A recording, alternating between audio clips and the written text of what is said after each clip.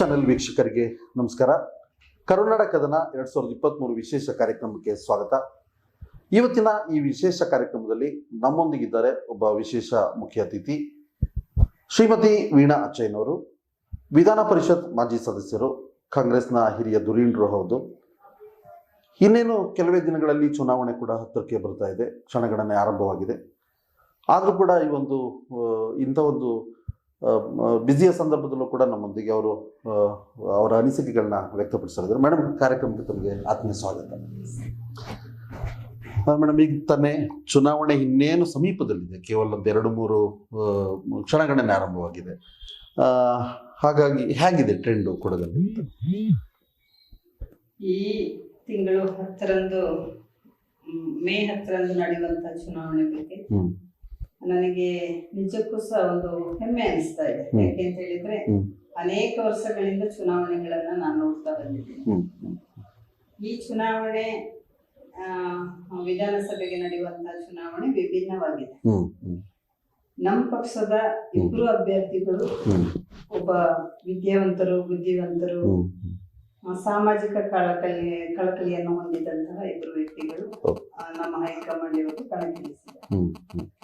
ಕಾಂಗ್ರೆಸ್ಸಿನ ಎಲ್ಲಾ ಕಾರ್ಯಕರ್ತರ ಜೊತೆಗೆ ಸಾರ್ವಜನಿಕರು ಕೂಡ ಅವರನ್ನ ಗೆಲ್ಲಿಸಬೇಕು, ಅವರಿಂದ ಕೊಡಗು ಒಂದು ಅಭಿವೃದ್ಧಿನ ಕಾಣಬೇಕು ಅಂತ ಬಯಸಿದಂತೂ ನಿಜ. ಬದಲಾವಣೆಯನ್ನ ಬಯಸಿದ್ದಾರೆ ಅಂತ ಎಲ್ಲರೂ ಹೇಳುವಾಗೆ ನಾನು ಅದನ್ನ ಒತ್ತಿ ಒತ್ತಿ ಹೇಳ್ತಾ ಇದ್ದೀನಿ. ಸುಮಾರು ವರ್ಷದಿಂದ 2 ಶಾಸಕರು ಇಲ್ಲಿ ಸತತವಾಗಿ ಆಯ್ಕೆ ಬರ್ತಾ ಇದ್ರು. ಆದ್ರೆ ಕೊಡಗಿನ ಜ್ವಲಂತ ಸಮಸ್ಯೆಗಳು ಇನ್ನೂ ಈಡೇರಿಲಿಲ್ಲ ಅಂತ ಎಲ್ಲರಿಗೂ ಕೂಡ ಗೊತ್ತಿದೆ. ಆ ನಿಟ್ಟಿನಲ್ಲಿ ವಿರಾಜಪೇಟೆ ಕ್ಷೇತ್ರದ ಮಾನ್ಯ ಪೊನ್ನಣ್ಣನವರು ಬಹುಶಃ 2-3 ವರ್ಷದಿಂದ ಕೊಡಗಲ್ಲಿ ಬಂದು ತಮ್ಮದೇ ಆದ ಒಂದು ಛಾಪನ್ನು ಕೂಡ ಮೂಡಿಸಿದ್ದಾರೆ. ಕಷ್ಟ ಸುಖಗಳಿಗೆ, ಬಡಬಗ್ಗರಿಗೆ, ಕ್ರೀಡೆಗೆ, ಆಮೇಲೆ ಸಾಮಾನ್ಯ ಜನರ ಏನು ಕೊಡಗಿನ ಜ್ವಲಂತ ಸಮಸ್ಯೆಗಳಿಗೆ ತಮ್ಮದೇ ಆದ ಕೊಡುಗೆಯನ್ನು ಕೂಡ ಕೊಟ್ಟಿದ್ದಾರೆ. ಅದೇ ರೀತಿ ಮಡಿಕೇರಿ ಕ್ಷೇತ್ರದ ಮಂತ್ರಗೌಡರು ಕೂಡ ಅಷ್ಟೇ MLCಗೆ ಅವರು ಸ್ಪರ್ಧೆ ಮಾಡಿದ್ರು. ಕೆಲವೇ ಅಂತರದಲ್ಲಿ ಸೋಲನ್ನು ಕೂಡ ಅನುಭವಿಸಿದ್ರು ಕೂಡ ಅವರು ಕೊಡಗಿನಲ್ಲಿ ನೆಲೆ ಹೋಗಿ ಎಲ್ಲರ ಕಷ್ಟ ಸುಖಗಳಿಗೆ ಸ್ಪಂದನೆಯನ್ನು ಕೊಡುತ್ತಾ ಜನರ ಮನ್ನಣೆಯನ್ನು ಗಳಿಸಿದಂತ 2 ವ್ಯಕ್ತಿಗಳು. ಹಾಗಾಗಿ ಕಾಂಗ್ರೆಸ್ಸಿಗೆ ಒಂದು ಹೆಚ್ಚಿನ ಬಲವು ಕೂಡ ಇವತ್ತು ಬಂದಿದೆ. ಕಾಂಗ್ರೆಸ್ ಕಾರ್ಯಕರ್ತರು ಕೂಡ ಹೆಚ್ಚಿನ ಹುಮ್ಮಸ್ಸಿಂದ ಕೆಲಸ ಮಾಡ್ತಾ ಇದ್ದಾರೆ. ನಾನು ಕೂಡ ಒಬ್ಳು ಆಕಾಂಕ್ಷಿ ಆಗಿದ್ರು ಕೂಡ ವಿರಾಜಪೇಟೆಗೆ ಆಕಾಂಕ್ಷಿ ಆಗಿದೆ. ಆದ್ರೆ ಪೊನ್ನಣ್ಣನವರ ಈಗಿನ ಒಂದು ವ್ಯಕ್ತಿತ್ವ ನೋಡಿದ್ರೆ ನಿಜಕ್ಕೂ ಸಹ ಪೊನ್ನಣ್ಣನವರೇ ಸೂಕ್ತವಾದ ಅಭ್ಯರ್ಥಿ ನಮ್ಮ ವಿರಾಜಪೇಟೆ ಅಸೆಂಬ್ಲಿ ಕಾನ್ಸ್ಟಿಟ್ಯೂನ್ಸಿಗೆ ಅಂತ ನನ್ನ ಮನಸ್ಸಲ್ಲಿ ಬಂದಿದೆ. ಅದೇ ರೀತಿ ಮಂತ್ರಗೌಡರು ಸಹ ಅಷ್ಟೇ ಚಿಕ್ಕ ಪ್ರಾಯದ ಒಬ್ಬ ಯುವಕ ಇದ್ದಾರೆ. ಅವರಿಗೂ ಜನರ ಸೇವೆ ಮಾಡಬೇಕು ಅಂತಾನು ತುಂಬಾ ಅಭಿಲಾಷೆ ಕೂಡ ಇದೆ. ಆ ನಿಟ್ಟಿನಲ್ಲಿ ಇವರಿಬ್ಬರನ್ನು ಸಹ ಇಲ್ಲಿಯ 2 ಕ್ಷೇತ್ರದ ಜನರು ಗೆಲ್ಲಿಸ್ತಾರೆ ಅಂತ ಹೇಳೋ ಒಂದು ವಿಶ್ವಾಸ ನನ್ನಲ್ಲಿದೆ. ಬಹುಶಃ ನೀವು ಕೂಡ ಒಂದು ಬಾರಿ ಸ್ಪರ್ಧೆ ಮಾಡಿದವರು ಕೂಡ ನಿಮ್ಮಲ್ಲಿ. ಆ ಒಂದು ಸಂದರ್ಭದಲ್ಲಿ ವಿರಾಜಪೇಟೆ ಕ್ಷೇತ್ರದಲ್ಲಿ ಅಂತಲ್ಲ, ಒಟ್ಟಾರೆಯಾಗಿ ನೀವು ವಿಧಾನ ಪರಿಷತ್ ಸದಸ್ಯ ಆದ್ಮೇಲಂತೂ ಕೊಡಗಿನಲ್ಲಿ ಹಲವಷ್ಟು ಅಭಿವೃದ್ಧಿ ಕಾರ್ಯಗಳನ್ನು ನೀವು ಮಾಡಿದ್ದೀರಿ.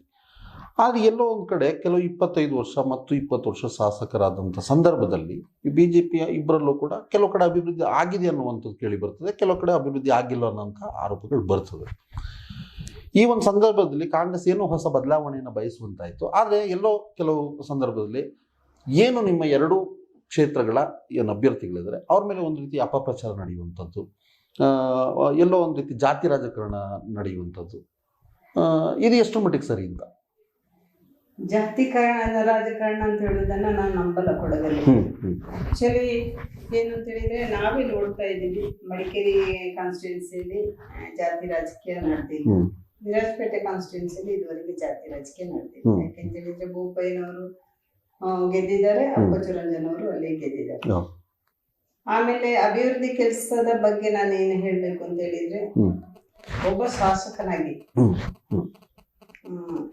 ವಿರೋಧ ಪಕ್ಷದಲ್ಲೇ ಇರಲಿ ಅಥವಾ ಆಡಳಿತ ಪಕ್ಷದಲ್ಲೇ ಇರಲಿ, ಕೊಡಗಿನ ಸಮಸ್ಯೆಗಳು ಬೇಕಾದಷ್ಟಿದೆ. ಅದನ್ನ ಮಾಡುವಂತಹ ಇಚ್ಛಾಶಕ್ತಿ ಯಾವ ಜನಪ್ರತಿನಿಧಿಗಾದ್ರೂ ಇರಲೇಬೇಕಾಗುತ್ತೆ. ಆ ನಿಟ್ಟಿನಲ್ಲಿ ಅವರಿಬ್ರು ಕೂಡ ಸ್ವಲ್ಪ ಅಂದ್ರೆ ಸ್ಪಂದನೆ ಸಿಗ್ಲಿಲ್ಲ ಅಂತ ಅನೇಕ ಕಡೆ ಹೋದಾಗೆಲ್ಲ ನಮ್ಗೆ ಹೇಳ್ತಾ ಇದ್ದಾರೆ. ನಮಗೆ ಅಭಿವೃದ್ಧಿ ಕೆಲಸ ಅಲ್ಲ, ಜ್ವಲಂತ ಸಮಸ್ಯೆಗಳು ಬೇಕಾದಷ್ಟಿದೆ. ಈಗ ಒಬ್ಬರು ಶಾಸಕರಾದವರಿಗೆ, ಈಗ ನಾನೇ ಎಕ್ಸಾಂಪಲ್ ತಗೊಳ್ಳಿ, MLC ಆದ್ರೆ MLCಗೆ ಒಂದು ವರ್ಷಕ್ಕೆ 2 ಕೋಟಿ ಹಣ ಬರ್ತಾ ಇದೆ. ಅದನ್ನ ನನಗೆ ಎಲ್ಲಿಗೆ ಇಷ್ಟ ಬಂತು ಅಲ್ಲಿಗೆಲ್ಲ ಅದು ಜನಪ್ರತಿನಿಧಿಗಳ ಕರ್ತವ್ಯ. ನಮ್ಮ ಮನೆಯಿಂದ ತಂದು ಕೊಡೋದಿಲ್ಲ. ಸರ್ಕಾರ ಕೊಡುವ ಹಣವನ್ನ ವಿನಿಯೋಗ ಮಾಡಿ ನಾವೇನೋ ಮಾಡಿದ್ದೀವಿ ಅಂತ ಹೇಳ್ಕೊಳ್ಳೋದು ಅದು ತಪ್ಪು ನನ್ನ ಅಭಿಪ್ರಾಯದಲ್ಲಿ. ಜೊತೆಗೆ ಇಲ್ಲಿ ಕೊಡಗಿನ ಬಗ್ಗೆ ನಾನು ಹೇಳ್ಬೇಕು ಅಂತ ಹೇಳಿದ್ರೆ, ಈಗ ತಾನೇ ಮೊನ್ನೆ ತಾನೇ ಸಹ ಒಂದು ಕಾಡಾನೆ ಈ ಮಾನವ ಪ್ರಾಣಿ ಒಂದು ಸಂಘರ್ಷ ಇದೆ, ಎಷ್ಟೋ ವರ್ಷದಿಂದ ಕೂಡ ಇದೆ. ಈ ಅರಣ್ಯ ಇಲಾಖೆ ಅಧಿಕಾರಿಗಳನ್ನ ನಾವು ಬೈದು ಪ್ರಯೋಜನ ಇಲ್ಲ. ಕೆಲವು ಸಂದರ್ಭದಲ್ಲಿ ಅದಕ್ಕೆ ತಕ್ಕ ಹಾಗೆ ಸರ್ಕಾರ ಹಣ ಬಿಡುಗಡೆ ಮಾಡಿದ್ರು ಕೂಡ ಮೊನ್ನೆ ನನ್ಗೆ ಯಾಕಾಗಿ ಈ ತರ ಆಯ್ತು ಅಂತ ಹೇಳುವಾಗ ಅಧಿಕಾರಿಗಳೇ ಹೇಳ್ತಾರೆ, ನಾವೇನೋ ಯಾವ್ದು ರೈಲ್ವೆ ಬ್ಯಾರಿಕೇಡ್ ಅಳವಡಿಸ್ತಾ ಇದ್ವಿ ಮೇಡಮ್, ಅಲ್ಲಿ ಹೋಗಿ ತಲುಪುವಾಗ ಯಾರ್ದೋ ಒಂದು ಅಬ್ಜೆಕ್ಷನ್ ಬಂತು, ಆ ಅಬ್ಜೆಕ್ಷನ್ ಗೆ ನಾವೇನು ಮಾಡಕ್ಕಾಗಿಲ್ಲ, ನಾವು ಸುಮ್ಮನೆ ಆಗ್ಬಿಟ್ವಿ ಅಂತ. ಆಯ್ತು, ಅಬ್ಜೆಕ್ಷನ್ ಯಾವತ್ತೂ ಇರುತ್ತೆ, ಆದ್ರೆ ಮಾನವ ಹಾನಿ ಆಗ್ತಾ ಇರ್ಬೇಕಾದ್ರೆ ನಾವೇನು ಎಚ್ಚೆತ್ಕೊಳ್ಬೇಕಲ್ಲ. ಕೇವಲ ಅಧಿಕಾರಿಗಳನ್ನ ಬೈಕೊಂಡು ನಾವು ಕೂತು ಏನು ಪ್ರಯೋಜನ ಆಗೋದಿಲ್ಲ. ಅದಕ್ಕೆ ಸಮರ್ಪಕವಾಗಿ ಅದ್ ಏನ್ ಆಗ್ಬೇಕು ಅದು ಆಗ್ಲೇಬೇಕು, ವಿರೋಧ ಕಟ್ಕೊಳ್ಬೇಕು. ಅದರಲ್ಲಿ ಕೂಡ ಜನರ ಸೇವೆ ಮಾಡ್ಬೇಕು ಅಂತ ಹೇಳಿದವರು ವಿರೋಧ ಇದ್ದೇ ಇರುತ್ತೆ. ನಮಗೆ ಕೇವಲ ಒಂದು ಮತದ ಒಂದು ಆಸೆಗಾಗಿ ಇನ್ನೊಬ್ರು ಪ್ರಾಣನ ಬಲಿ ಕೊಡೋರಿಗೆ ನಾವು ಕಾಯ್ಬಾರ್ದಲ್ಲ. ಮತ ಕೊಡೋರು ಕೊಟ್ಟೆ ಕೊಡ್ತಾರೆ. ನಾವು ಜನಪ್ರತಿನಿಧಿ ಆಗ್ಬೇಕು ಅಂತ ಯಾರಾದ್ರೂ ಬಯಸಿದ್ರೆ ಅದು ಹಾಗೇ ಆಗುತ್ತೆ. ಒಳ್ಳೆತನ ಬೇಕು, ಯಾವುದೇ ಜನಪ್ರತಿನಿಧಿಯಲ್ಲಿ ಇಚ್ಛಾಶಕ್ತಿ ಬೇಕು, ಒಳ್ಳೆತನ ಬೇಕು, ಧೈರ್ಯ ಬೇಕು. ಈಗ ಅಧಿಕಾರಿಗಳು ಏನ್ ಮಾಡ್ತಾರೆ, ನಮ್ಗೆ ಅಲ್ಲಿ ಅಬ್ಜೆಕ್ಷನ್ ಇದೆ ಅಂತ ಹೇಳಿ ಕೂತ್ ಬಿಡ್ತಾರೆ. ಅವ್ರಿಗೆ ಏನಾಗ್ಬೇಕಾಗಿದೆ, ಜನಪ್ರತಿನಿಧಿಯ ಕರ್ತವ್ಯ ಏನು, ಅಲ್ಲಿ ಹೋಗಿ ಮಾಡ್ಬೇಕಲ್ಲ. ಜೊತೆಗೆ ಅದೊಂದಾಗಿದೆ, ಬೇಕಾದಷ್ಟು ಸಮಸ್ಯೆಗಳು ಕೊಡಗು ಜಿಲ್ಲೆಯಲ್ಲಿ. ಈಗ ಪೊನ್ನಣ್ಣನವರನ್ನ ಏನು ಸಾಮಾಜಿಕ ಜಾಲತಾಣದಲ್ಲಿ ಅದು ತೇಜೋವಧೆ ಮಾಡ್ತಾರೆ. ಯಾವುದೋ ವಿಚಾರ, ಈಗ ಪೊನ್ನಣ್ಣನವರ ತಂದೆ AK ಸುಬ್ಬಯ್ಯನವರು ಅಂತ ಹೇಳಿದ್ರೆ ಇಡೀ ಕರ್ನಾಟಕ ಅಲ್ಲ, ಬೇರೆ ಕಡೆ ಸಹ ಅವರು ಒಬ್ಬ ಉತ್ತಮ ರಾಜಕಾರಣಿ, ಜನಪ್ರಿಯ ವ್ಯಕ್ತಿ ಅಂತ ನಾನಂತ ಅನ್ಕೊಂಡೆ. ಕೆಲವರು ಯಾವಾಗೋ ಒಂದು ಹೇಳಿದ ಮಾತನ್ನ ಈಗ ಅದು ಅದರ ಅವಶ್ಯಕತೆ ಖಂಡಿತವಾಗಿ ಇಲ್ಲ. ಯಾಕೆ AK ಸುಬ್ಬಯ್ಯನವರು ಮಾಡಿದ ಒಳ್ಳೆ ಕೆಲಸನ ಜನ ನೆನ್ಸ್ಕೊಳ್ಳೋದಿಲ್ಲ? ಇವಾಗ ಯಾವುದೋ ಒಂದು ವಿಚಾರದಲ್ಲಿ ಯಾವುದೋ ಕೆಲವನ್ನ ಮಾತ್ರ ಇಲ್ಲಿ ವಾಟ್ಸಪ್ ಅಲ್ಲಿ ಸಾಮಾಜಿಕ ಜಾಲತಾಣದಲ್ಲಿ ಬಿಡುವವರು ಅವ್ರು ಮಾಡಿದ ಒಳ್ಳೆ ಕೆಲಸವನ್ನು ಸಹ ಅವರು ಜನರಿಗೆ ತಿಳಿಸ್ಬೇಕಲ್ಲ, ಅದು ಮಾಡ್ಬೇಕು. ಆಮೇಲೆ ಪೊನ್ನಣ್ಣನವ್ರ ಬಗ್ಗೆ ಕೇವಲವಾಗಿ ಮಾತಾಡ್ತಾ ಇದ್ದಾರೆ. ಅವರ ಜೊತೆ ಇದ್ದವರಿಗೆ ಗೊತ್ತು ಪೊನ್ನಣ್ಣನವರು ಎಂತ ವ್ಯಕ್ತಿ ಅಂತ. ಅವರಿಗೆ ಇಚ್ಛಾಶಕ್ತಿ ಇದೆ ನೋಡಿ, ಅವ್ರ ಪ್ರಣಾಳಿಕೆ ನೋಡಿ, ಏನೇನೋ ಅವ್ರ ಪ್ರಣಾಳಿಕೆಯಲ್ಲಿ ಏನೇನೋ ಅಳವಡಿಸ್ಕೊಂಡಿದ್ದಾರೆ. ಉತ್ತಮವಾದ ಪ್ರಣಾಳಿಕೆ. ನನಗಂತೂ ಧೈರ್ಯವಾಗಿ ನಾನು ಹೇಳ್ತೀನಿ, ಗೆದ್ದು ಬಂದು ಶಾಸಕರಾದ್ರೆ ಅವರು ಖಂಡಿತವಾಗಿ ಈಡೇರಿಸ್ತಾರೆ. ಯಾಕೆ ಅಂತ ಹೇಳಿದ್ರೆ ಅವರು ಇವಾಗ ಒಬ್ಬ ಯುವಕ, ಆ ಕೊಡಗಿಗೆ ಏನೋ ಒಂದು ಸೇವೆ ಮಾಡಬೇಕು ಅಂತ ಇದೆ ಅವ್ರ ಮನಸ್ಸಲ್ಲಿ. ಜೊತೆಗೆ ಇವರಿಗೆ ಅಲ್ಲಿ ಹೈಕೋರ್ಟ್ ಅಲ್ಲಿ ಅಡ್ವೊಕೇಟ್ ಆಗಿ, ಹೆಚ್ಚುವರಿ ಅಡ್ವೊಕೇಟ್ ಎಲ್ಲ ಆಗಿ ಬೆಂಗಳೂರಲ್ಲಿ ಕುತ್ಕೊಳ್ಬಹುದು. ಅವರಿಗೆ ಅವ್ರು ಯಾಕೆ ಕೋವಿಡ್ ಟೈಮ್ ಅಲ್ಲಿ ಬಂದು ಹಸಿದ ಹೊಟ್ಟೆಗೆ ಅನ್ನ ಕೊಟ್ರು? ಯಾರು ಕೊಟ್ಟಿದ್ದಾರೆ ಹಾಗೆ? ಈಗ ಅವ್ರನ್ನ ತೇಜೋವಧನೆ ಮಾಡಿದವ್ರು ಯಾರಾದ್ರೂ ಏನಾದ್ರು ಕೊಟ್ಟಿದ್ದಾರೆ? ಆಂಬುಲೆನ್ಸ್ ಕೊಟ್ರು, ಮೆಡಿಸಿನ್ಸ್ ಕೊಟ್ರು, ಊಟ ಅನ್ನ ಕೊಟ್ರು, ಎಲ್ಲ ವಿಚಾರವಾಗಿ ಅದು ಸಪೋರ್ಟ್ ಮಾಡ್ಕೊಂಡು ಬಂದ್ರು. ಆವಾಗ ಎಲ್ಲವನ್ನೂ ಪಡ್ಕೊಂಡಿದ್ದಾರೆ. ಇದೇ ಅವಹೇಳನ ಮಾಡಿದವರು ಯಾಕೆ ಬೇಡ ಅಂತ ಹೇಳಿದ್ರ? ಇಲ್ಲ, ಆವಾಗ ಪೊನ್ನಣ್ಣನವ್ರು ಬೇಕಾಗಿತ್ತು. ಈಗ ಒಂದು ಜನಪ್ರತಿನಿಧಿ ಆಗ್ತೀನಿ ಅಂತ ಹೇಳಿದ್ರೆ ಪೊನ್ನಣ್ಣನವ್ರ ಮೇಲೆ ಬೇಡದನ್ನ ಹೇಳೋದು ತಪ್ಪಲ್ವಾ? ಈಗ ಎಲ್ಲೊಂದ್ ಕಡೆ ಪ್ರತಾಪ್ ಸಿಂಹ ಅವರು ಇಲ್ಲಿಯ ಒಬ್ರು MP, ಅವ್ರು ಹೇಳ್ತಾರೆ ಕೊಡಗಲ್ಲಿ 2 ಕ್ಷೇತ್ರಗಳ ಕಾಂಗ್ರೆಸ್ ಅಭ್ಯರ್ಥಿಗಳು ಆಮದು ವ್ಯಕ್ತಿಗಳು ಅನ್ನುವಂಥದ್ದು. ನಾನು ಇನ್ನೊಂದು ಹೇಳಿಲ್ಲ, ಆಯ್ತು, ಈಗ ಅವರು ಆಮದು ಅಂತ ಹೇಳ್ತಿದ್ದಾರೆ. ಈಗ ಅಶೋಕ್ ರವರು ಬೆಂಗಳೂರವ್ರು ತಾನೆ, ಯಾಕೆ ಹೋಗಿ ಕನಕಪುರದಲ್ಲಿ ನಿಲ್ಬೇಕು, ರಾಮನಗರದಲ್ಲಿ? ಆಮೇಲೆ ಸೋಮಣ್ಣನವರು ಬೆಂಗಳೂರವ್ರು ತಾನೆ, ಯಾಕೆ ಮೈಸೂರು ಜಿಲ್ಲೆಯಲ್ಲಿ ನಿಲ್ಬೇಕು? ಪ್ರತಾಪ್ ಸಿಂಹನವರಿಗೆ ಕಣ್ಕಾಣೋದಿಲ್ಲ, ಅವರಿಗೆ ಸ್ವಾಭಿಮಾನ ಅಂತ ಹೇಳೋದಿಲ್ವಾ? ನಮ್ಮವರ ಆಮದಲ್ಲ. ನಮ್ಮ ಪೊನ್ನಣ್ಣನವರ ತಂದೆ ತಾಯಿದು ಹುಟ್ಟೂರು, ಅವ್ರು ಹುಟ್ಟಿದ್ರು ಇಲ್ಲಿ, ಎಲ್ಲಾ ವ್ಯವಸ್ಥೆ, ಅವರ ತೋಟ ಎಲ್ಲ ಇಲ್ಲೇ ಇದೆ. ಹಾಗಾಗಿ ಇದು ನನಗೇನೋ ಈ ಕುಣಿಯಲಾರದವನಿಗೆ ನೆಲ ಡೊಂಕು ಅಂತ ಹೇಳಿದ್ರು ನೋಡಿ. Okay. ಆ ತರದ ಕೆಲವು ಮಾತುಗಳನ್ನ ಇವ್ರು ಆಡ್ತಾ ಇದ್ದಾರೆ. ನೋಡಿ, ನಾನಂತೂ ನಿಮ್ಗೆ ಒಂದು ಹೇಳಕ್ ಇಷ್ಟಪಡ್ತೀನಿ, ಜನ ಈಗಾಗಲೇ ತೀರ್ಮಾನ ಮಾಡಿದ್ದಾರೆ ಏನ್ ಮಾಡ್ಬೇಕು ಅಂತ ಅವ್ರ ಮನಸ್ಸಲ್ಲಿ ಕೂಡ ಇದೆ. ನಾನು ಯಾವತ್ತು ಅವ್ರು ನಾಮಿನೇಷನ್ ಫೈಲ್ ಮಾಡಿ ಆದ್ಮೇಲೆ ನಾನು ಯಾವತ್ತೂ ಮನೆಯಲ್ಲಿ ಕೂತಿಲ್ಲ. ನನಗೂ ಗೊತ್ತಿದೆ ಯಾವ ಯಾವ ವಿಲೇಜ್ ಅಲ್ಲಿ ಏನೇನ್ ಆಗ್ತಾ ಇದೆ ಅಂತ. ಮಡಿಕೇರಿಯಲ್ಲಿ ಇರ್ಬೋದು ಅಥವಾ ವಿರಾಜಪೇಟೆ ಕಾನ್ಸ್ಟಿಟ್ಯೂನ್ಸಿಲಿ ಇರ್ಬೋದು, ಜನರು ಬದಲಾವಣೆಯನ್ನ ಬಯಸಿದ್ದಾರೆ. ಇವ್ರಿಗೆ ಏನೇ ಹೇಳ್ಕೊಳ್ಳಿ. ನಾನು ಇನ್ನೊಂದು ಹೇಳಕ್ಕೆ ಇಷ್ಟಪಡ್ತಾ ಇದ್ದೀನಿ, ಈ KG ಬೋಪಯ್ಯ ಅವರು, ಅಪ್ಪಚ್ಚು ರಂಜನ್ ಅವರು ನಿಲ್ಲಬಾರ್ದಿತ್ತು. ಇದುವರೆಗೆ ಗೆದ್ಕೊಂಡು ಬಂದವರು ಮನೆಗೆ ಹೋಗುದು ಸರಿಯಲ್ಲ, ಅವ್ರು ನಿಲ್ಲೇಬಾರ್ದಿತ್ತು. ಅವ್ರ ಮನೇಲಿ ಕೂರ್ಬೇಕಾಗಿತ್ತು, ಬೇರೆಯವ್ರನ್ನ ಬೆಳೆಸಬೇಕಾಗಿತ್ತು. ಅದೇಂತ ಇವರಿಗೆ ಆಗಿಲ್ಲ, ಅದನ್ನು ನಾನು ಹೇಳ್ತಾ ಇದ್ದೀನಿ. ಓಕೆ ಮೇಡಮ್, ಈಗ ರಾಜಕಾರಣದ ಆಗುಹೋಗುಗಳ ಬಗ್ಗೆ ನಾವು ಚರ್ಚೆಯನ್ನ ಮತ್ತೆ ಮುಂದುವರಿಸೋಣ. ನಮ್ಮ ವಿಧಾನ ಪರಿಷತ್ ಮಾಜಿ ಸದಸ್ಯರಾದಂಥ ಶ್ರೀಮತಿ ಮೀನಾಕ್ಷಯ್ಯನೊಂದಿಗೆ ಕಾರ್ಯಕ್ರಮದಲ್ಲಿ ಒಂದು ಸಣ್ಣ ವಿರಾಮವನ್ನು ತಗೊಳ್ತೀನಿ. ವಿರಾಮದ ನಂತರ ಮತ್ತಷ್ಟು ಚರ್ಚೆ.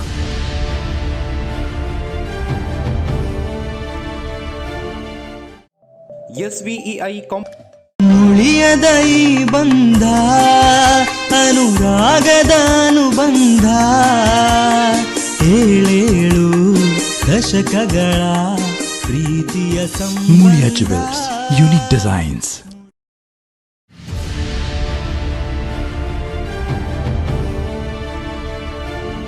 ಒಂದು ವಿರಾಮದ ನಂತರ ಮತ್ತೆ ಕಾರ್ಯಕ್ರಮಕ್ಕೆ ಸ್ವಾಗತ. ನಾವು ನಮ್ಮ ಕೊಡಗಿನ ಹೆಸರಾಂತ ವಿಧಾನ ಪರಿಷತ್ ಮಾಜಿ ಸದಸ್ಯರು, ಕಾಂಗ್ರೆಸ್ನ ಧುರೀಣರಾದಂಥ ಶ್ರೀಮತಿ ಮೀನಾಕ್ಷಯ್ಯ ಮೇಡಮ್ ಒಂದಿಗೆ ಮಾತಾಡ್ತಾ ಇದ್ವಿ.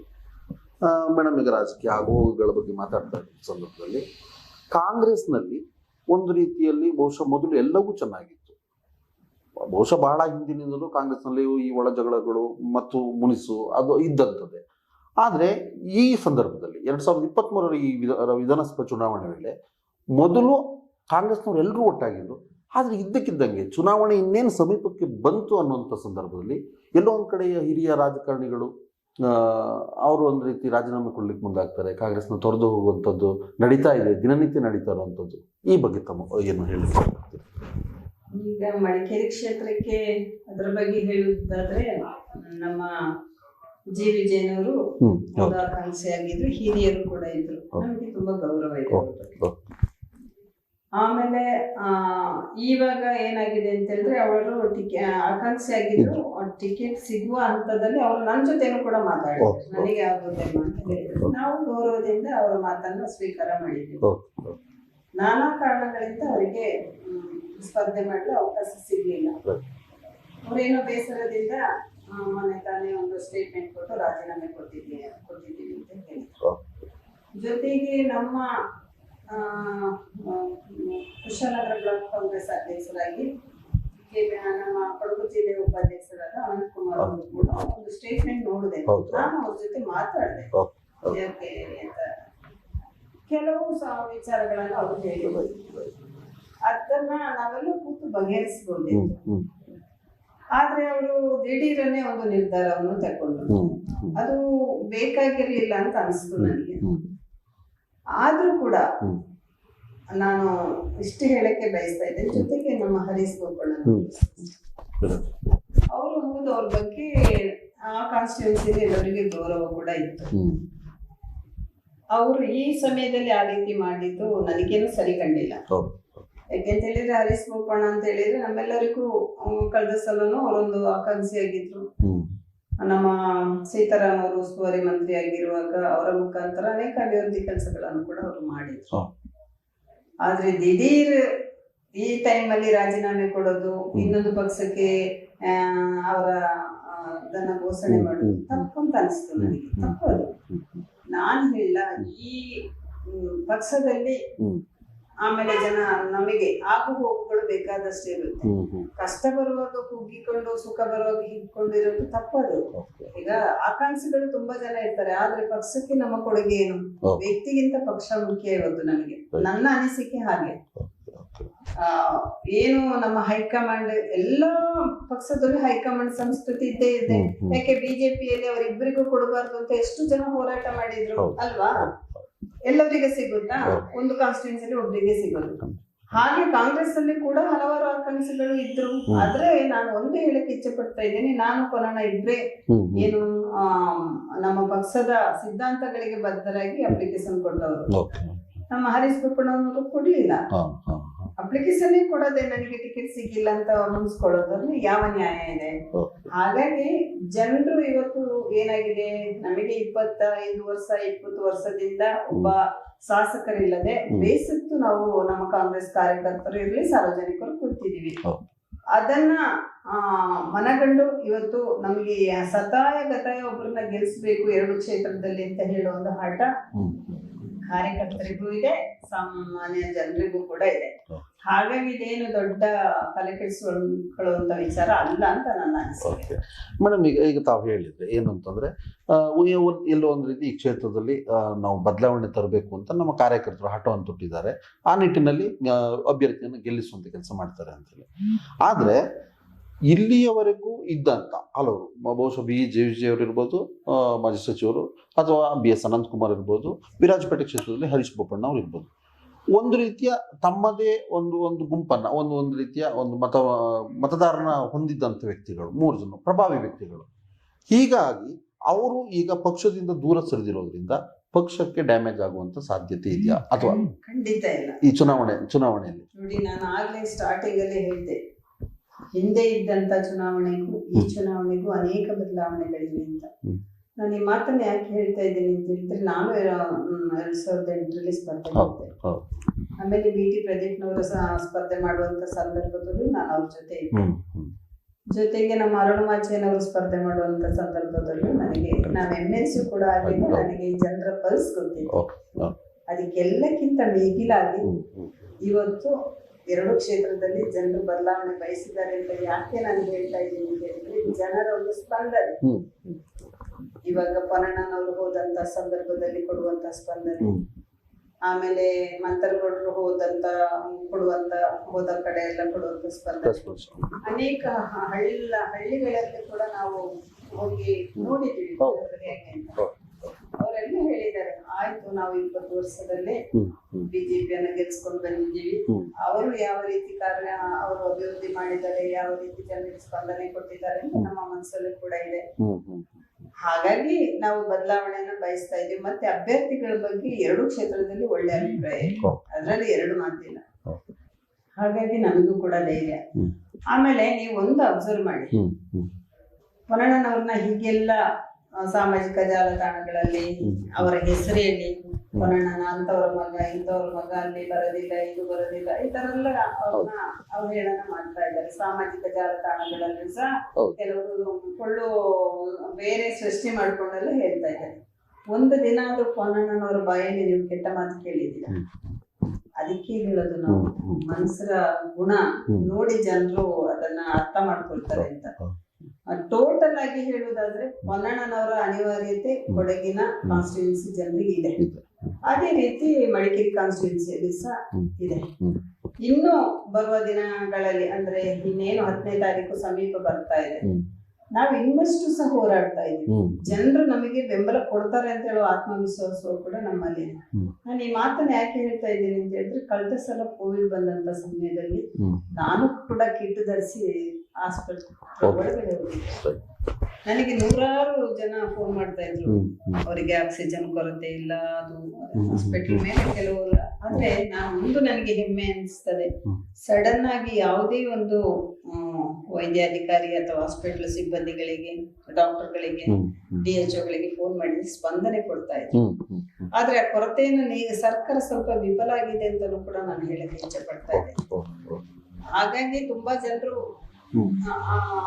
ಸ್ವಲ್ಪ ಸುಮಾರು ಜನರು ತೀರ್ಕೊಂಡ್ರು, ಅದು ಆ ವ್ಯಸನ ನಮ್ಮಲ್ಲಿ ಕೂಡ ಇದೆ. ಮತ್ತೆ ಇನ್ನೊಂದು ಏನು ಅಂತ ಹೇಳಿದ್ರೆ, ಈಗ ನಮಗೆ ನಾನು ಪ್ರತಾಪ್ ಸಿಂಹನ್ಗೆ ಒಂದು ಪ್ರಶ್ನೆ ಕೇಳಕ್ಕೆ ಇಷ್ಟಪಡ್ತಾ ಇದ್ದೀನಿ. ಒಂದು ಸಲ ನಾನು ಸೂಪರ್ ಸ್ಪೆಷಾಲಿಟಿ ಹಾಸ್ಪಿಟಲ್ ಕೊಡಗಿಗೆ ಬೇಕು ಅಂತ ಹೇಳುವಾಗ ಅವರೆಲ್ಲೂ ಒಂದು ತುಣುಕು ಕಂಡೆ. ವೀಣಾಚಯನಿಗೆ ಹಾಸ್ಪಿಟಲ್ ಅಂತ ಹೇಳಿದ್ರೆ ಅದೇ ಏನು ಗೊತ್ತಿಲ್ಲ ಅಂತ. ಹೌದು. ಆಯ್ತು, ನನಗೆ ಗೊತ್ತಿರೋದು ಬೇಡ. ಸರಿ. ಅವ್ರು ಕಲ್ತವ್ರು, ನಾ ಕಲಿಯದವಳು ಅಂತ ಇಟ್ಕೊಳ್ಳಿ. ನನಗೆ ಬೇಡ. ಎಷ್ಟು ವರ್ಷ ಆಯ್ತು ಅವರು MP ಆಗಿ?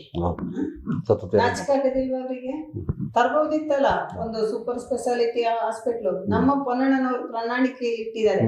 ಅವ್ರು ಗೆದ್ದು ಅವರು MLA ಆಗಿ ನಮ್ಮ ಸರ್ಕಾರ ಬಂತೋ ಬಿಡ್ತೋ ಅದು ನನಗೆ ಗೊತ್ತಿಲ್ಲ, ಅದು ಜನರ ಕೈಯಲ್ಲಿದೆ.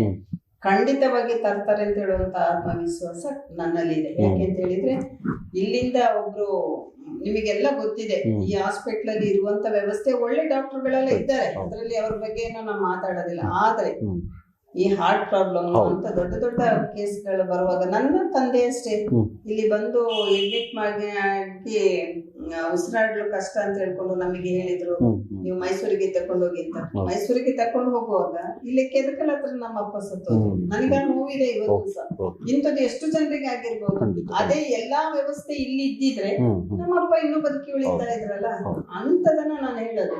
ಎಷ್ಟೋ ಜನರಿಗೆ ನೋವಿದೆ. ಮಂಗಳೂರಿಗೆ ತಕೊಂಡೋದ್ರೆ ಸುಳ್ಯದಲ್ಲಿ ಸತ್ತೋದ್ರು ಅಂತ ವಾಪಸ್ ತರ್ತಾರೆ. ಇದು ಬೇಕಾ ನಮಗೆ? ಇದು ಇಷ್ಟವರೆಗೆ ಮಾಡಕ್ಕಾಗಿರ್ಲಿಲ್ಲ ಇವರಿಗೆ. 20 ವರ್ಷ ಬೇಕಾ? 25 ವರ್ಷ ಬೇಕಾ? ಸರ್ಕಾರ ಇವ್ರದೇ ಇದೆ ಅಲ್ಲ, ಮಾಡ್ಬೋದಿತ್ತಲ್ಲ. ಅದಕ್ಕೆ ನಾನು ಹೇಳೋದು, ಈಗ ನೋಡಿ ನಿಮ್ಮ ಕಣ್ಣ ಎದುರುಗಡೆ ಎಷ್ಟೋ ಏನು ಬೇಡ, ನಮ್ಮ ಸರ್ಕಾರ ಇರುವಾಗ ಶಂಕುಸ್ಥಾಪನೆ ಮಾಡಿದಂತ ಭಾಗಮಂಡಲ ಮೇಲ್ಸೇತುವೆ ಫಿನಿಶ್ ಮಾಡಕ್ಕಾಯ್ತು ಅವ್ರ ಕೈಯಲ್ಲಿ? ಆಗಿಲ್ಲ. ಸಮುಚ್ಛಾಯ ಭವನಗಳು ಕೊಡವ ಹೆರಿಟೇಜ್, ನಾನು ಎಲ್ಲಾ ಕೌನ್ಸಿಲ್ ಅಲ್ಲಿ ಅದರ ಪ್ರಶ್ನೆ ಕೇಳ್ತಾ ಇದ್ದೆ, ಸಮರ್ಪಕವಾದ ಉತ್ತರನೇ ಕೊಡೋದಿಲ್ಲ. ಇಲ್ಲಮ್ಮ, ಕಳೆದ ಜೂನ್ ಯಾವುದು, ಈ ಜೂನ್ ಬರೋದಕ್ಕೆ ಇನ್ನೊಂದ್ 2 ವರ್ಷ ಆಯ್ತು. ಜೂನ್ 1 ನಿಮ್ಮನ್ನ ಇನಾಗ್ರೇಷನ್ಗೆ ಕರೀತೀನಿ ಅಂತ ಸಂಬಂಧಪಟ್ಟ ಸಚಿವರು ಹೇಳಿದ್ರು. ಎಲ್ಲಿದೆ? ಇವ್ರು ಹೋಗಿ ನೋಡಿದಾರ ಏನಾಗ್ತಾ ಇದೆ ಅಂತ? ಪ್ರತಿ ಒಂದು ಇಲಾಖೆಯಲ್ಲಿ ಬರುವಂತ ಹಣಗಳು ಯಾವ ರೀತಿ ಪ್ರಯೋಜನ ಆಗ್ತಾ ಇದೆ, ಅದನ್ನು ಯಾವ ರೀತಿ ಬಳಸ್ತಾರೆ ಅಂತ ಹೇಳೋದೇ ನಮ್ಮ ಶಾಸಕರಿಗೆ ಇನ್ನೂ ಗೊತ್ತಿಲ್ಲ. ಇಂಥ ಶಾಸಕರು ಬೇಕಾ ನನಗೆ? ಓಕೆ. ಈಗ ನೀವು ಬಹುಶಃ ವಿಧಾನ ಪರಿಷತ್ ಸದಸ್ಯರಾಗಿದ್ದಂಥವ್ರು ಜಿಲ್ಲೆಯ ಸಮಗ್ರ ಅಭಿವೃದ್ಧಿಯ ಬಗ್ಗೆ ಚಿಂತನೆ ಹರಿಸಿರ್ತೀರ. ಆದರೆ ಎಲ್ಲ ಒಂದು ಕಡೆ ಈ 25 ವರ್ಷಗಳಲ್ಲಿ ಒಂದು ಮಡಿಕೇರಿ ಕ್ಷೇತ್ರದಲ್ಲಿ ಅಥವಾ ವಿರಾಜಪೇಟೆ ಕ್ಷೇತ್ರಗಳಲ್ಲಿ ಬಹಳಷ್ಟು ಅಭಿವೃದ್ಧಿ ಆಗಿದೆ ಅನ್ನುವಂಥದ್ದು BJPಯವರ ಮಾತು, ಅಭಿವೃದ್ಧಿ ಆಗಿಲ್ಲ ಅನ್ನುವಂಥದ್ದು ವಿರೋಧ ಪಕ್ಷ ಕಾಂಗ್ರೆಸ್ ಮತ್ತು JDS ಈ ರೀತಿ ಮಾತು. ನಿಮ್ಮ ದೃಷ್ಟಿಕೋನದಲ್ಲಿ ಕೊಡಗಲ್ಲಿ ಪ್ರಮುಖವಾಗಿ ಅಭಿವೃದ್ಧಿ ಆಗಬೇಕಾದಂತ ಏನು ಕೆಲಸಗಳ ಕಾಮಗಾರಿ ಹೇಳಿದ್ದಾರೆ? ನಾನು ಅನೇಕ ಹಳ್ಳಿಗಳಿಗೆ ಭೇಟಿ ಕೊಟ್ಟಿದ್ದೀನಿ. ಹೌದು, 4.5 ವರ್ಷ ಸುಮ್ಮನೆ ಇತ್ತು. ಆಮೇಲೆ ಯಾವಾಗ ಚುನಾವಣೆ ಘೋಷಣೆ ಆಗ್ತದೆ ಅಂತ ಹೇಳಿದ್ರೆ ಎಷ್ಟೋ ಕೋಟಿ ಬಿಡುಗಡೆ ಮಾಡಿದೀವಿ, ರಸ್ತೆ ಆಗ್ತಾ ಇದೆ ಅಂತ ಮಾಡಿದ್ದಾರೆ. ಮೇನ್ ರೋಡ್ಗಳನ್ನೆಲ್ಲ ನಾವು ಮಾಡಿದನ್ನ ಇಲ್ಲ ಅಂತ ನಾನಂತೂ ಹೇಳಲ್ಲ. ಯಾಕೆಂತ ಹೇಳಿದ್ರೆ ನಾನು ಒಬ್ಳು ಜಿಲ್ಲಾ ಪಂಚಾಯತಿಲಿ 2 ಬಾರಿ ಗೆದ್ದು ವಿಧಾನ ಪರಿಷತ್ ಸದಸ್ಯರಾಗಿ ಕಾಮಗಾರಿ ಏನು ಅಂತ ನನಗೆ ಅರ್ಥ ಆಗಿದೆ. ಸುಮ್ಮನೆ ನಾನು ಹೇಳಕ್ಕೆ ನಾನು ಇಚ್ಛೆ ಪಡೋದು ಆಗಿದೆ ಕೆಲವು ಕಡೆ. ಆದ್ರೆ ಗ್ರಾಮಾಂತರ ಪ್ರದೇಶದ ಜನರುಗಳು, ನಾನು ನಿನ್ನೆ ಇಲ್ಲಿಗೆ ಹೋಗಿದ್ದೆ, ಇಲ್ಲಿ ಕಾಕೋಟಪುರಂ ವಿಲೇಜ್, ಅಲ್ಲಿ ನೋಡಿದೆ ನಾನು. ನನ್ನ ತಾಯಿ ತವರು ಮನೆ, ನಮ್ಮ ತುಂಬಾ ರಿಲೇಷನ್ಸ್ ಮನೆಗೆಲ್ಲ ನಾನು ಪೊನ್ನಣ್ಣನಿಗಾಗಿ ಮತ್ತೆ ಕೆಳಕ್ ಹೋಗಿದ್ದೆ. ಹೋದಂತ ಸಂದರ್ಭದಲ್ಲಿ ಯುವಕರು, ಬಿಜೆಪಿಗೆ ವೋಟ್ ಹಾಕುವಂತ ಯುವಕರೇ, KG ಬೋಪಯ್ಯನವರಿಗೆ ಹಾಕಿದಂತ ಯುವಕರು ನನ್ನ ಜೊತೆ ಬಂದು ಕೂತು ತುಂಬಾ ಚೆನ್ನಾಗಿ ಮಾತಾಡಿದ್ರು. ಒಂದೇ ಒಂದು ಹೆಣ್ಮಕ್ಳಂತೂ ಕಣ್ಣೀರ್ ಹಾಕುವಂತ ಪರಿಸ್ಥಿತಿ ಕೆಲವು ವಿಲೇಜ್ ಒಳಗಡೆ ಇದೆ. ಬಸ್ಸಿನ ಸಂಚಾರ ಇಲ್ಲ, ಆಟೋ ಅಂತೂ ಹೋಗೋದೇ ಇಲ್ಲ. ನಮ್ಮ ಯುವಕರು ಗಟ್ಟಿಮುಟ್ಟಾಗಿದ್ದಕ್ಕೆ ಜೀಪ್ ಆದ್ರೂ ಓಡಿಸ್ತಾರೆ. ಬೇರೆ ಕಡೆ ಆಗಿದ್ರೆ ಅದು ಆಗ್ತಾ ಇರ್ಲಿಲ್ಲ. ಕಾರ್ ಅಂತೂ ಹೋಗುವಾಗೇನೆ ಇಲ್ಲ. ಎಲ್ಲ ಹಳ್ಳಿಗಾಡಿನ ರಸ್ತೆಗಳು. ಯಾಕೆ ಜಿಲ್ಲಾ ಪಂಚಾಯತಿ ಅವರ ಅವಧಿ ಮುಗ್ದು ಎಷ್ಟು ಟೈಮ್ ಆಗಿದೆ, ಜಿಲ್ಲಾ ಪಂಚಾಯತಿ ಅವರಿಗೆ ಎಷ್ಟು ಟೈಮ್ ಆಗಿ ಅವರಿಗೊಂದು ಎಲೆಕ್ಷನ್ ನಡೆಸೋಕ್ಕೂ ಅವರಿಗೆ ಯೋಗ್ಯತೆ ಇಲ್ಲ. ಅದಾಗಿದ್ರೆ ಗ್ರಾಮೀಣ ಪ್ರದೇಶದ ರಸ್ತೆಗಳೆಲ್ಲ ಸರಿ ಆಗ್ತಿತ್ತಲ್ಲ.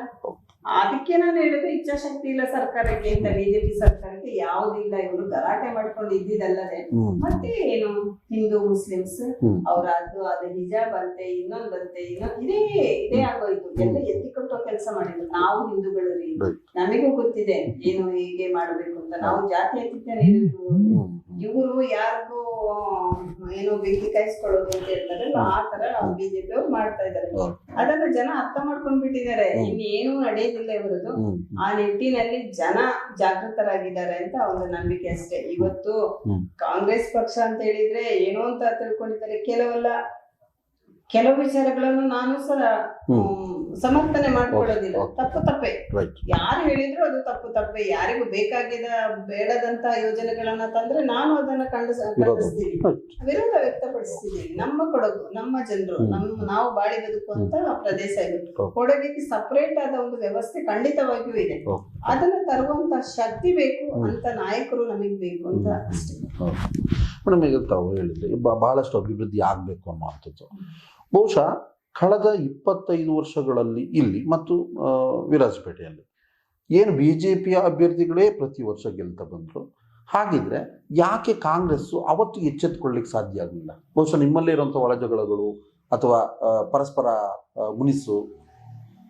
ನಮ್ಮಲ್ಲಿ ಕಾಂಗ್ರೆಸ್ ಈಗ ಸುಮಾ ವಸಂತ್ ಅವರು ಅದೇ ಅವರು ಅದು ರಿಸರ್ವ್ ಸೀಟ್ ಆಗಿರುವಾಗ ಸುಮಾ ವಸಂತ್ ಅವರು ಗೆದ್ಕೊಂಡು ಬಂದ್ರು.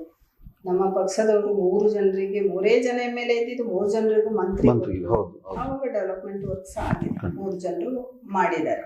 ಬಹುಶಃ ತಲಕಾವೇರಿ ಎಲ್ಲ ನೀವು ನೋಡಿರ್ಬೋದು, ಉದಾಹರಣೆಗಳು ಕೊಡ್ಲಿಕ್ಕೆ ಬೇಕಾದಷ್ಟೇ. ಆಮೇಲೆ ಸುಮಾ ವಸಂತನವರು ಒಂದು ಸಲ ಅವರು ಸೋತರು.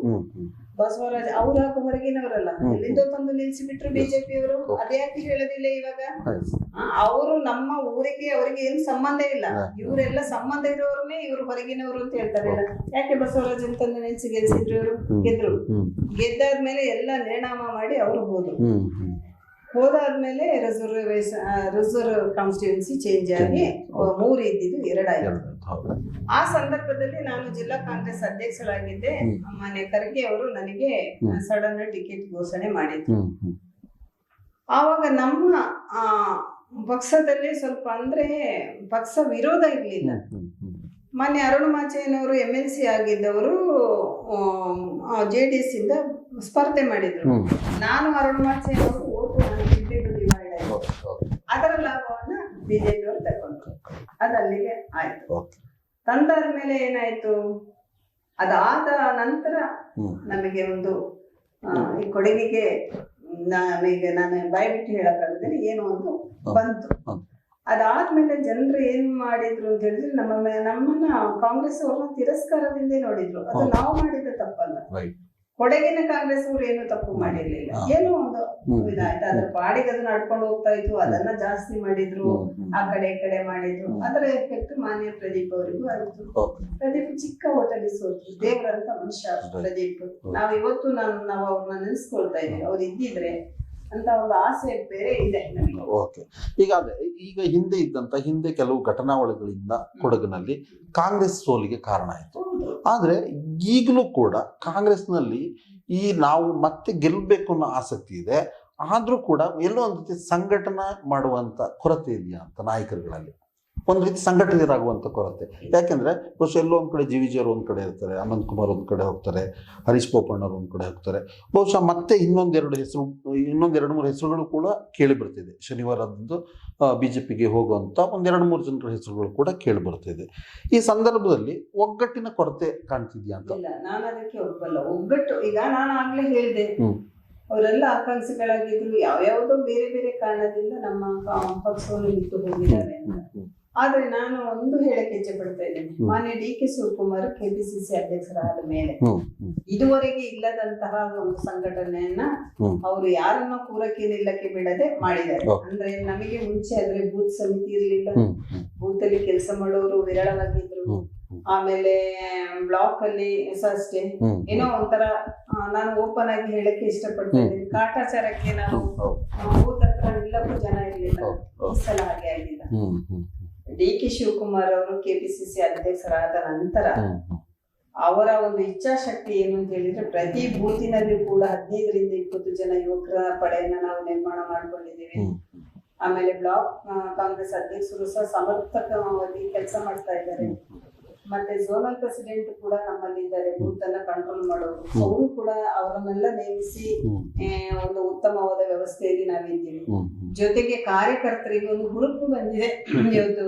ಬಹುಶಃ ನಾನು ಓಪನ್ ಆಗಿ ಹೇಳ್ತೀನಿ, ಅದು ನಮ್ಮ ಅಭ್ಯರ್ಥಿಗಳಿಗೆ ಅವಲಂಬನೆ ಆಗುತ್ತೆ. ಅವರ ಒಂದು ಅಂದ್ರೆ ವಿಶ್ವಾಸ ನೋಡಿ ಕಾರ್ಯಕರ್ತರು ಇವತ್ತು ಎಲ್ಲರೂ ಸಮರ್ಪಕವಾಗಿ ಕೆಲಸ ಮಾಡ್ತಾ ಇದ್ದಾರೆ.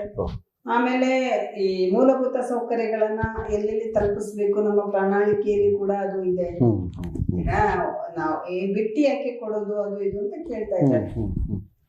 ಕೊಡೋದಿಷ್ಟೇ, ಅವರು ತೆಗೆದ 40% ಅನ್ನು ನಾವು ಇಲ್ಲಿ ಜನರಿಗೆ ವಿನಿಯೋಗ ಮಾಡ್ತೀವಿ. ನಮಗೆ 40% ಅವಶ್ಯಕತೆ ನಮ್ಮ ಕಾಂಗ್ರೆಸ್ ಅವರಿಗೆ ಯಾರಿಗೂ ಇಲ್ಲ. ನಮ್ಮ ಪಕ್ಷದ ವರಿಷ್ಠರು ಅದನ್ನೇ ಹೇಳುದು. ಅದೇ 40% ಲೆಕ್ಕ ಹಾಕಿದ್ರೆ ಯಾಕೆ ನಮಗೆ ಮಹಿಳೆಯರಿಗೆ 2,000 ಕೊಡಕ್ಕಾಗೋದಿಲ್ಲ, ಯಾಕೆ 200 ಯೂನಿಟ್ ವಿದ್ಯುತ್ ಕೊಡಕ್ಕಾಗೋದಿಲ್ಲ ಅಲ್ವಾ? ಬಡವರಿಗೆ ನಾವು ಕೊಡ್ತಾ ಇದ್ದ ಅಕ್ಕಿಯನ್ನ ಕಸ್ದುಕೊಂಡು 5 kg ಮಾಡಿದ್ರು, 10 kg ಯಾಕೆ ಕೊಡಕ್ಕಾಗೋದಿಲ್ಲ? ಬದುಕಲಿ, ನಾವ್ಯಾಕೆ ಅಸೂಯೆ ಪಟ್ಕೊಳ್ಬೇಕಲ್ವಾ? ನಾವು ಬದುಕನ್ನು ಅವ್ರನ್ನ ಬದುಕಲಿಕ್ಕೆ ಬಿಡೋಣ. ಒಳ್ಳೆ ಪ್ರಣಾಳಿಕೆಯನ್ನು ನಮ್ಮ ಪಕ್ಷದ ವರಿಷ್ಠರು ಮಾಡಿದ್ದಾರೆ. ಆ ನಿಟ್ಟಿನಲ್ಲಿ ನಾವು ಹೋಗಿ ಮನೆಯಲ್ಲಿ ಕೂತ್ಕೊಂಡು 10 ನಿಮಿಷ ಅದನ್ನ ಮಾತಾಡಿದ್ರೆ ಜನರ ಆರ್ಥಿಕ ಪರಿಸ್ಥಿತಿ ಹೇಗಿದೆ ಅಂತ ನಿಮ್ಮೆಲ್ಲರಿಗೂ ಗೊತ್ತಿದೆ. ಏನ್ ಮಾಡಿದ್ದಾರೆ ಬಿಜೆಪಿಯವರು? ಒಂದು ಗ್ಯಾಸ್ ತಗೊಳಕ್ ಆಗೋದಿಲ್ಲ, ಸಬ್ಸಿಡಿ ಅಂತ ಹೇಳಿದ್ರು ಅದು ಇಲ್ಲ, ಗ್ಯಾಸ್ ಅನ್ನ ಉಚಿತವಾಗಿ ಕೊಡ್ತೀವಿ ಅಂತ ಹೇಳಿದ್ರೆ ಅದು ಇಲ್ಲ, ಹೋಗಿ 1,100ಕ್ಕೆ ತಲುಪಿದೆ ಅಲ್ವಾ? ಡೀಸೆಲ್ ಪೆಟ್ರೋಲ್ ಬೆಲೆ ಈಗ ಇದು ಬೇಡ. ನಾನು ಮಹಿಳಾ ಕಾಂಗ್ರೆಸ್ ಅಧ್ಯಕ್ಷರಾಗಿ ಇಲ್ಲಿ ಕೆಲಸ ಮಾಡಿ 10 ವರ್ಷ. ಆವಾಗನೂ ಕೂಡ ನಮ್ಮ ಇಲ್ಲಿಯ ಬಿಜೆಪಿ ಮಹಿಳೆಯರು ಏನ್ ಮಾಡ್ತಾ ಇದ್ರು, 50 ಪೈಸೆ 1 ರೂಪಾಯಿ ಆದ್ರೂ ಕೂಡ ಓಡಿ ಬಂದು ಜಿಲ್ಲಾಧಿಕಾರಿಗೆ ಕಚೇರಿ ಮುಂದೆ ಧರಣಿ ಕೊಡ್ತಿದ್ರು. ಬಾಯಿಗೆ ಬಂದಂಗೆ ಬೈತಾ ಇದ್ರು, ಬಂದ್ ಮಾಡ್ತಾ ಇದ್ರು ಬಿಜೆಪಿಯವರು. ಆಮೇಲೆ ಪ್ರತಿಭಟನೆ ಮಾಡ್ತಾ ಇದ್ರು, ಜಯಘೋಷ ಹಾಕೊಂಡು ಕಾಂಗ್ರೆಸ್ ಅನ್ನ ಬೈತಾ ಇದ್ರು. ಯಾಕೆ ಈಗ ಬಾಯಿ ಬರೋದಿಲ್ಲ ಅವರಿಗೆ? 1,100 ರೂಪಾಯಿ ಆಗಿರುವಾಗ ಏನಾಗ್ತದೆ? ಅಡಿಗೆ ಮಾಡೋದಿಲ್ವ ಅವರು? ಹೆಣ್ಮಕ್ಳು ಬಿಜೆಪಿ ಹೆಣ್ಮಕ್ಳು ಅಡಿಗೆ ಮಾಡ್ತಾ ಇಲ್ಲ. ಶೋಭಾ ಕರಂದ್ಲಾಜೆ ಯಾವ ತರ ಆಡ್ತಾ ಇದ್ರು, ಈಗ ಮಾತಾಡಿದ್ರೆ ಅವ್ರಿಗೆ ಆನ್ಸರ್ ಮಾಡಕ್ಕೆ ಬರೋದಿಲ್ಲ, ಅಷ್ಟು ಕೆಟ್ಟೋಗಿದೆ ಅಂತ ಅವರಿಗೂ ಗೊತ್ತಿದೆ. ಬಿಜೆಪಿ ಅವರಿಗೆ ಎಲ್ಲರಿಗೂ ಗೊತ್ತಿದೆ, ಅವ್ರು ಮಾಡಿದ ತಪ್ಪಿನ ಅರಿವು ಅವರಿಗೂ ಕೂಡ ಆಗಿದೆ. ಆ ನಿಟ್ಟಲ್ಲಿ ನಾವು ಇವತ್ತು ನನ್ನ ಮನಸ್ಸಲ್ಲಿ ಹೇಳೋದಿಷ್ಟೇ, ಖಂಡಿತವಾಗಿ 2 ಕ್ಷೇತ್ರವನ್ನು ನಾವು ಗೆದ್ಕೊಳ್ತೀವಿ. ರಾಜ್ಯದಲ್ಲಿ ನಮ್ಮ ಸರ್ಕಾರ ಖಂಡಿತವಾಗಿ ಬರುತ್ತೆ. ನಮಗೆ ನಾವು ಗೆದ್ದಾದ ನಂತರ ನಮ್ಮ ಕೊಡುಗೆಗೆ ಏನಾಗ್ಬೇಕು, ನಮಗೆ ಸಚಿವರಾಗ್ಬೇಕು. ಇನ್ನೊಂದು ತಮಾಷೆ ನೋಡಿ, ಇವ್ರ ಸರ್ಕಾರ ಇತ್ತಲ್ಲ, ಒಬ್ರನ್ನಾದ್ರೂ ಮಂತ್ರಿ ಮಾಡಕ್ಕೆ ಇವ್ರಿಗೆ ಯೋಗ್ಯತೆ ಇದೆಯಾ? ಹೊರ ಜಿಲ್ಲೆಯವ್ರನ್ನ ಕರ್ಕೊಂಡು ಬಂದು ಒಬ್ಬ ಉಸ್ತುವಾರಿ ಮಂತ್ರಿ ಅಂತ ಇವ್ರ ಪಕ್ಕದಲ್ಲಿ ಕೂತ್ಕೊಂಡು ಅಧಿಕಾರಿಗಳಿಗೆ ಬೈತಾ ಇದ್ರು. ಇವ್ರು ಮಾಡೋ ಕೆಲಸನ ಹೊರ ಜಿಲ್ಲೆಯವರು ಮಾಡ್ತಾ ಇದ್ರು. ಬಂದ ಪುಟ್ಟ ಹೋದ ಪುಟ್ಟ ಅಂತ ಹೋಗ್ತಾ ಇದ್ರು ಅವರು. ಅವರಿಗೂ ಸಹ ಈ 2 ಶಾಸಕರ ಮುಂದೆ ಅವರಿಗೆ ಮಾತಾಡೋಕೆ ಭಯ ಇತ್ತು, ಯಾರು ಉಸ್ತುವಾರಿ ಸಚಿವರುಗಳಿಗೆ. ಇದು ನಮ್ಮ ವಿಧಾನ ಪರಿಷತ್ ಮಾಜಿ ಸದಸ್ಯರು ಹಾಗೂ ಕಾಂಗ್ರೆಸ್ನ ಧುರೀಣರಾದಂಥ ಶ್ರೀಮತಿ ವೀಣಾ ಅಚ್ಚಯ್ಯ ಮೇಡಮ್ ಅವರ ಮನದಾಳದ ಮಾತುಗಳು.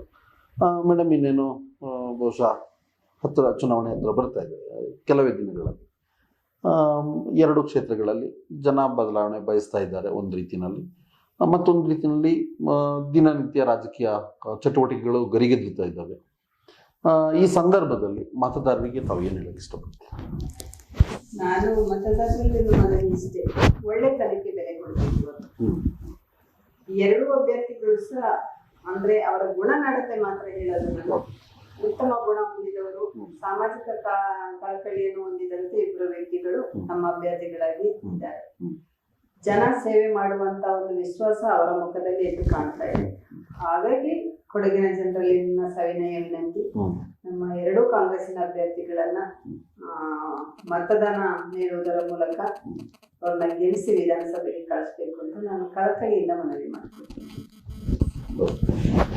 ಓಕೆ ಮೇಡಮ್, ಈ ಒಂದು ಏನು ಬ್ಯುಸಿ ಟೈಮಲ್ಲೂ ಕೂಡ ನಮ್ಮೊಂದಿಗೆ ಸಿಕ್ಕಿ ನಮ್ಮೊಂದಿಗೆ ರಾಜಕೀಯ ವಿಚಾರಗಳನ್ನ ಚರ್ಚೆ ಮಾಡಿದ್ದೀರಿ. ನಿಮ್ಮ ಮುಂದಿನ ಭವಿಷ್ಯ ಉಜ್ವಲವಾಗಿರಲಿ, ನಿಮಗೆ ಹೊಸ ಮತ್ತೆ ರಾಜಕಾರಣದಲ್ಲಿ ಹೊಸ ಅವಕಾಶಗಳು ಸಿಗಲಿ, ಅದರಲ್ಲಿ ಮತ್ತಷ್ಟು ಮೇಲ್ದರ್ಜೆಗೆ ಇರುವಂತಾಗಲಿ ಅಂತ ಕೊಡಗು ಚಾನಲ್ ವೀಕ್ಷಕರ ಪರವಾಗಿ ತಮಗೆ ಹೃತ್ಪೂರ್ವಕವಾದ ಅಭಿನಂದನೆಗಳು. ಕರ್ನಾಟಕದ 2023ರ ವಿಶೇಷ ಕಾರ್ಯಕ್ರಮದಲ್ಲಿ ಇವತ್ತು ನಮ್ಮೊಂದಿಗೆ ಶ್ರೀಮತಿ ವೀಣಾ ಅಚ್ಚಯ್ಯ ಮೇಡಮ್ ಅವರಿದ್ರು. ಮುಂದಿನ ಮತ್ತೊಂದು ಸಂಚಿಕೆಯಲ್ಲಿ ಮತ್ತೊಂದು ವ್ಯಕ್ತಿಯೊಂದಿಗೆ ಚರ್ಚೆಯನ್ನ ಮಾಡೋಣ ಅಂತ ಹೇಳ್ತಾ, ಕಾವೇರಿ ನಾಡಿನ ಸಮಗ್ರ ಸುದ್ದಿ ಹಾಗೂ ಮಾಹಿತಿಗಾಗಿ ನೋಡ್ತಾ ಇರಿ ಕೊಡಗು ಚಾನೆಲ್. ವಂದನೆಗಳು.